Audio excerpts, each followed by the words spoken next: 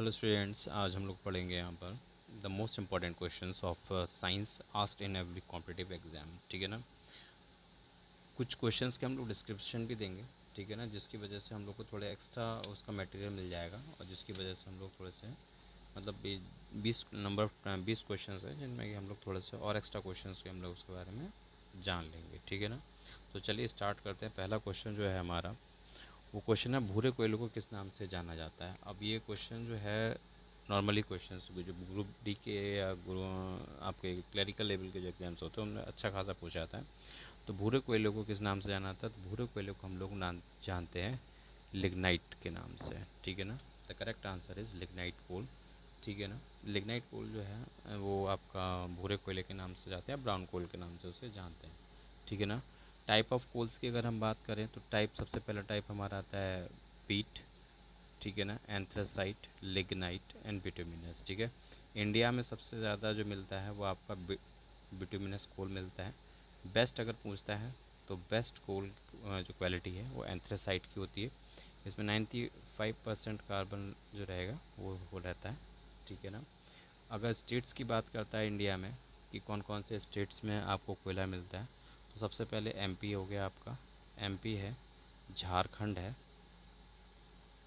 ठीक है ना। एमपी है, झारखंड है और वेस्ट बंगाल है आपका। ठीक है। छत्तीसगढ़ है। इन सब जगहों पे कोयला मिलेगा। अगर वर्ल्ड में पूछता है तो जर्मनी। ठीक है ना, इस चीज़ को ध्यान रखें। जर्मनी जो है वहाँ पे सबसे ज़्यादा कोल मिलता है हमको। ठीक है। तो ये हम लोगों ने जान लिया। भूरे कोयले को हम लोग लिग्नाइट कोयले के नाम से जानते हैं। बेस्ट अपना एंथ्रासाइट होगा।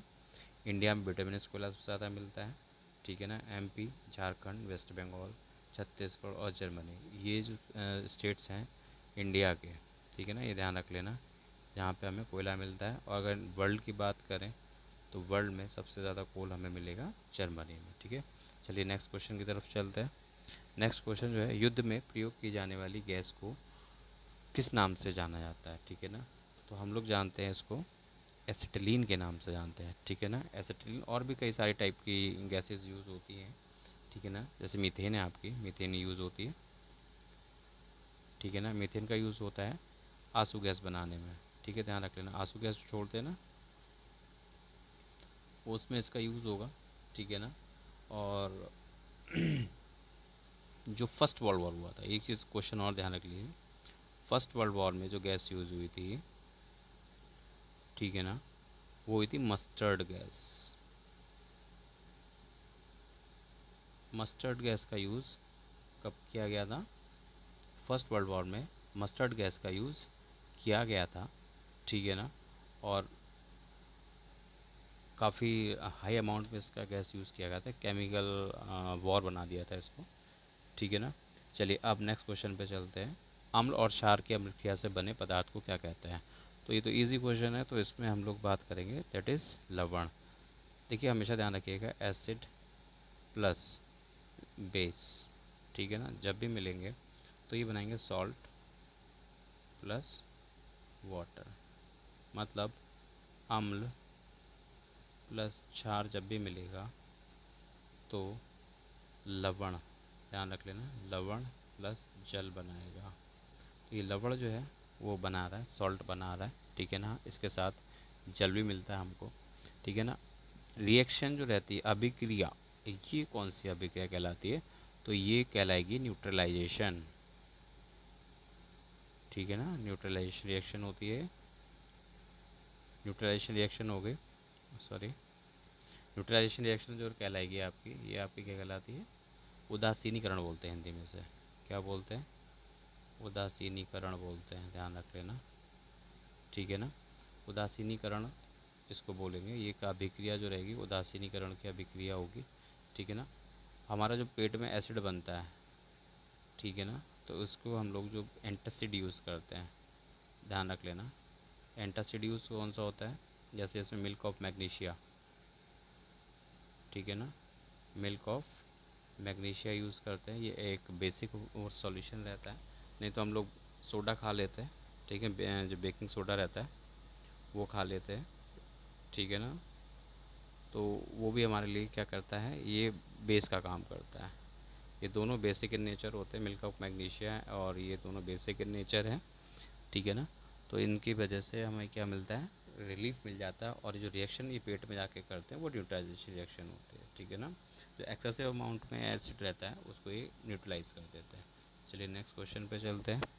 नेक्स्ट क्वेश्चन में इलेक्ट्रॉन ग्रहण करने की प्रवृत्ति क्या कहलाती है। इलेक्ट्रॉन ग्रहण करने की प्रवृत्ति जो है वो कहलाती है अवकरण, ठीक है ना। क्या कहलाती है, अवकरण कहलाती है। फ्लोरीन में सबसे ज़्यादा होती है, ध्यान रख लेना। फ्लोरीन जो है उसमें सबसे ज़्यादा रहेगी। अगर बात करी जाए देने की, इलेक्ट्रॉन देने की, तो उसको हम लोग ऑक्सीकरण बोलेंगे, ध्यान रख लेना। उसको हम लोग क्या बोलेंगे, ऑक्सीकरण। ये क्या है, देने की, ठीक है ना। और ये क्या है, लेने की, क्या ग्रहण करने की, ठीक है ना। ठीक है ना, ये इलेक्ट्रॉन को देने की है, इलेक्ट्रॉन ग्रहण करने की है, ठीक है ना। तो ये चीज़ थोड़ा सा ध्यान रखेंगे हम लोग, ठीक है। चलिए नेक्स्ट क्वेश्चन पे चलते हैं। मेथनॉल को किस नाम से जाना जाता है। मेथनॉल को हम लोग जानते हैं वुड अल्कोहल के नाम से। किस नाम से जानते हैं, वुड अल्कोहल के नाम से जानते हैं। इसके और भी कई सारे नेम हैं जो मैं बता देता हूँ, ठीक है ना। इसको हम लोग, इसका केमिकल फार्मूला जो होता है वो CH3OH होता है, ये ध्यान रखिएगा। इसका केमिकल जो फार्मूला है वो CH3OH, ठीक है ना। क्या है, CH3OH के नाम से इसे जानेंगे, सॉरी केमिकल फार्मूला रहेगा इसका। और दूसरा चीज़ है, इसका जो नाम है उसे हम मिथाइल अल्कोहल भी जान बोलते हैं। क्या बोलते हैं, मिथाइल अल्कोहल बोलते हैं, पहला नाम। दूसरा नाम जो है वुड अल्कोहल तो हमने बता ही दिया, वुड नैफ्था, ठीक है ना। वुड नैफ्था बोलते हैं, वुड स्प्रिट बोल देते हैं इसको, वुड स्प्रिट बोलते हैं इसको, ठीक है ना। और मिथाइल हाइड्रेट भी इसका एक अलग नाम है, मिथाइल हाइड्रेट। तो इसके चार नाम हैं, एक methyl hydrate, would spirit, would naphtha और वुड अल्कोहल। पाँचवा तो आपको पता ही है कि वुड अल्कोहल इसका नाम है। केमिकल फार्मूला जो है इसका CH3OH इसका जो है फार्मूला है। चलिए नेक्स्ट क्वेश्चन की तरफ चलते हैं। सेवन्थ क्वेश्चन जो हमारा, सॉरी सिक्स्थ क्वेश्चन जो है हमारा, कि आदर्श गैस की आंतरिक ऊर्जा निर्भर करती है। तो आदर्श गैस की आंतरिक ऊर्जा निर्भर करती है ताप पर, ठीक है ना। किस पर यूज़ करती है, ताप पर यूज़ करती है, सॉरी डिपेंड करती है। ऑक्सीजन के समस्थान की संख्या क्या है, तो ये 3 है इसका आंसर, ठीक है ना। कौन कौन से हैं, O16, O17 और O18, ठीक है ना। समझ में आ रहा है। ऑक्सीजन के समस्थानिक जो रहेंगे उनमें 3 हैं, और कौन कौन से, O16, O17 और O18, ठीक है ना। नेक्स्ट क्वेश्चन पे चलते हैं। नेक्स्ट क्वेश्चन हमारा जो कहता है, क्या कहता है देखिए, बर्तनों पर कलाई करने के लिए, कलाई का मतलब होता है यहाँ पे प्लेटिंग। क्या बोलेंगे, प्लेटिंग करने के लिए क्या रहता है, तो यहाँ पे इसका सही आंसर है टिन, ठीक है ना। टिन को हम लोग जो यूज़ करते हैं वो प्लेटिंग करने के लिए करते हैं। अच्छा एक चीज़ और ध्यान रखिए, इसमें नौसादर पाउडर, ठीक है ना। ये नौसादर पाउडर भी इसमें क्या होता है, यूज़ होता है, ठीक है ना। तो अगर ये ऑप्शन या दोनों ऑप्शन में अगर आता है, धातु की बात करेगा तो टिन ही आएगा, ठीक है ना। बाकी नौसादर पाउडर भी अगर कहीं पे दिख जाता है तो आप उसको भी करेक्ट आंसर दे सकते हैं, ठीक है ना। चलिए नेक्स्ट क्वेश्चन पे जाते हैं हम लोग। नेक्स्ट क्वेश्चन जो है हमारा, नायलॉन बनाने में प्रयुक्त कच्चा माल है, कौन सा है, तो ये आप ध्यान रखिएगा, एडिपिक एसिड है जो है आपका, वो नायलॉन बनाने में कच्चे माल की तरह उसका यूज़ किया जाता है, ठीक है ना। इसका यूज़ करते हैं हम लोग एडिपिक एसिड का, ठीक है ना। अच्छा इसका एक और भी ध्यान रख लिए, एक और केमिकल यूज़ होता है जिसको हम लोग बोलते हैं हेक्सा मिथाइलिन डायामीन, ठीक है ना। ये चीज़ ध्यान रख लेना, ये भी यूज़ होता है इसमें, ठीक है ना। हेक्सामिथाइलिन डायमीन का यूज़ होता है, ओके, कोई प्रॉब्लम तो नहीं है, ठीक है। चलिए नेक्स्ट क्वेश्चन पे हम लोग आएंगे। राष्ट्रीय रासायनिक प्रयोगशाला कहाँ स्थित है, तो ये पुणे में स्थित है, ध्यान रख लेना। 1950 में इसे पंडित जवाहरलाल नेहरू ने राष्ट्र को समर्पित किया था, ठीक है ना। इसके जो फर्स्ट डायरेक्टर जो थे वो थे जे डब्ल्यू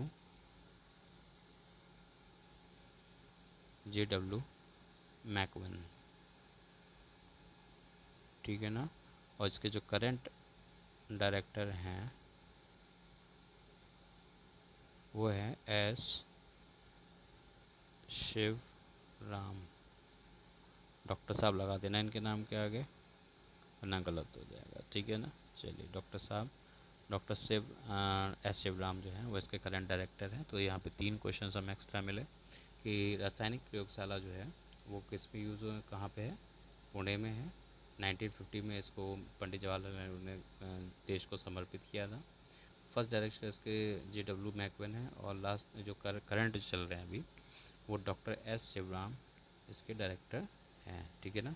चलिए अब नेक्स्ट क्वेश्चन पे चलते हैं हम लोग।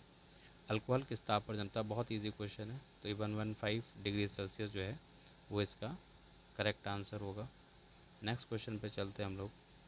व्याग्रा और वाइग्रा जो समझ रहे हो ना किस चीज़ के लिए बोल रहे हैं। हाँ, तो ये एक्सीडेंटली इसकी डिस्कवरी हुई है, ठीक है ना। और डॉक्टर फॉल्कस्कॉट जो है that is the correct answer of this question, ठीक है ना। ये इनको नोबेल प्राइज़ भी मिला था, ध्यान रख लेना इस चीज़ का। 1998 में नोबेल प्राइज़ मिला था 1998 में इन्हें, ठीक है ना। अब दूसरी चीज़ और ये इनकी अभी थोड़े दिन पहले ही डेथ हुई है, ये ध्यान रखिएगा, ठीक है। चलिए अब नेक्स्ट क्वेश्चन की अगर हम बात करते हैं तो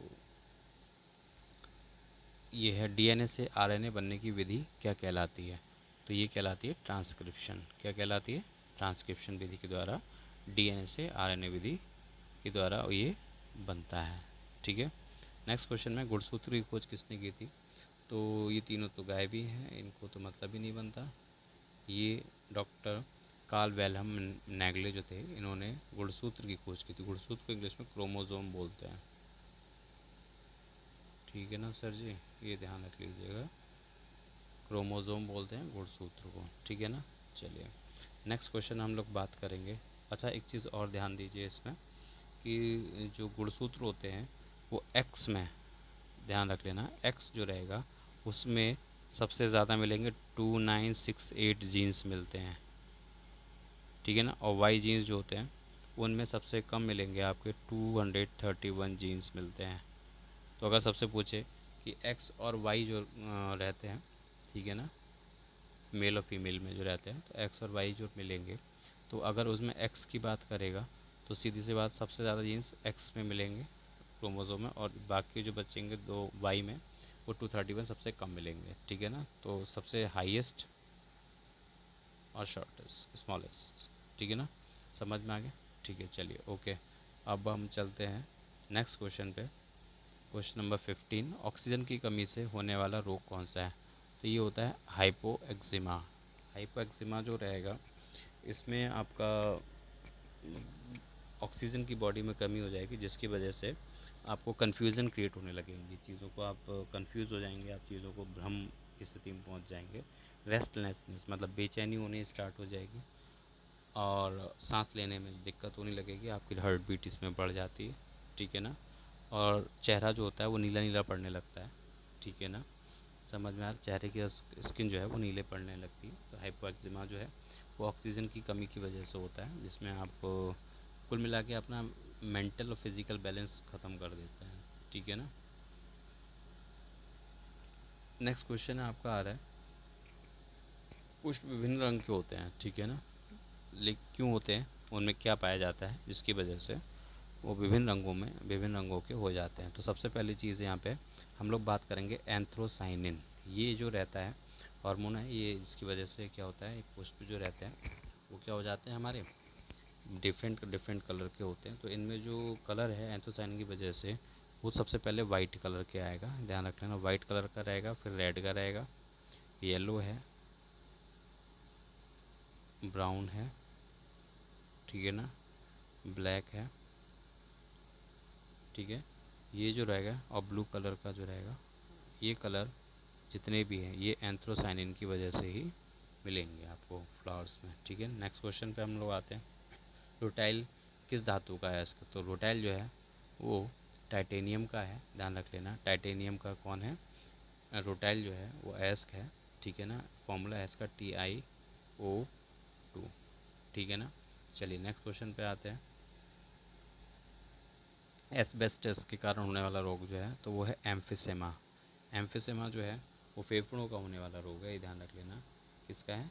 फेफड़ों का होने वाला रोग है। जो फेफड़े आपकी बॉडी के अंदर रहते हैं, ठीक है ना, जिससे आप एयर लेते हैं, तो उन्हीं को ये क्या कर देता है, ख़राब कर देता है। और इसमें जो रहेगा एल्वियली को अफेक्ट करता है। जो इसके अंदर फेफड़ों के अंदर पतली झिल्ली होती है, उसको क्या करता है, ये अफेक्ट कर देता है। और इसको अगर हम हिंदी में अगर बोलें एम्फिसेमा को, तो एम्फिसेमा जो रहेगा उसे वात स्फीति बोलते हैं, ध्यान रख लेना। हिंदी वालों को अगर पता होगा तो वात स्फीति रोग, ठीक है ना। ये वात स्फीति रोग जो रहता है वो एस्बेस्टस के कारण होता है, ठीक है। नेक्स्ट क्वेश्चन पे चलते हैं। नेक्स्ट क्वेश्चन में मानव शरीर के का रक्तचाप नियंत्रित होता है, कौन नियंत्रित करता है? तो ये तो एड्रिनल ग्लैंड होगा, जिसे हम लोग अधिवृक्क ग्रंथि बोलते हैं, ग्रंथि बोलते हैं, एड्रिनल ग्लैंड, ठीक है ना। क्या बोलते हैं? एड्रिनल ग्लैंड बोलते हैं, ठीक है ना। तो इसकी वजह से क्या होता है, मानव का शरीर का ब्लड प्रेशर, रक्तचाप मतलब ब्लड प्रेशर कंट्रोल रहता है। Next and the last question of the session is हृदय की धड़कन को नियंत्रित कौन करता है? तो ये बात ध्यान रख लीजिएगा, बहुत इंपॉर्टेंट क्वेश्चन है। मेडुला ऑब्लंगेटा जो रहेगा ये हृदय की धड़कन को क्या करेगा, नियंत्रित करेगा। चलिए इसी के साथ ख़त्म करते हैं, ठीक है ना। आज का आपको कैसा लगा आप मुझे प्लीज़ कमेंट में ज़रूर बताइए। और अगर पसंद आ रहा है तो लाइक करिए, ठीक है ना, कमेंट करिए। एंड सबसे ज़्यादा इम्पोर्टेंट, अगर आपको चाहिए मेरी वीडियो और उसका काम पसंद आ रहा है तो सब्सक्राइब करिए, ठीक है ना। ओके, थैंक यू, फिर मिलते हैं।